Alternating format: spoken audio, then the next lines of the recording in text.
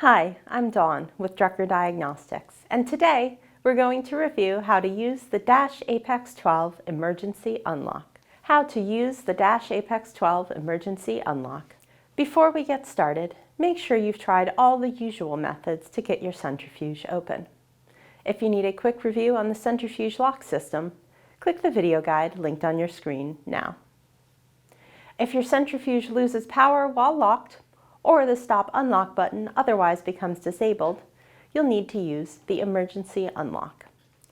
To use the emergency unlock, you'll need a flat object to peel up one of your centrifuge's labels and a pointed object to pull the unlock switch.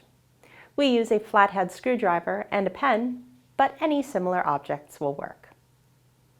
The emergency unlock is located underneath the open-close sticker, just in front of the rotor chamber. Use the screwdriver to peel up the sticker. The emergency unlock is accessible through this small hole in the cabinet. Place the tip of the pen in the hole and pull forward along the channel. The lock will disengage. Now you can turn the lid latch a quarter turn counterclockwise and access the rotor chamber. Using the emergency unlock may damage your open-close sticker.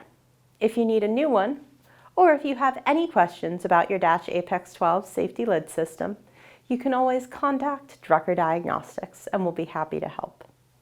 Thanks for watching and have a great day.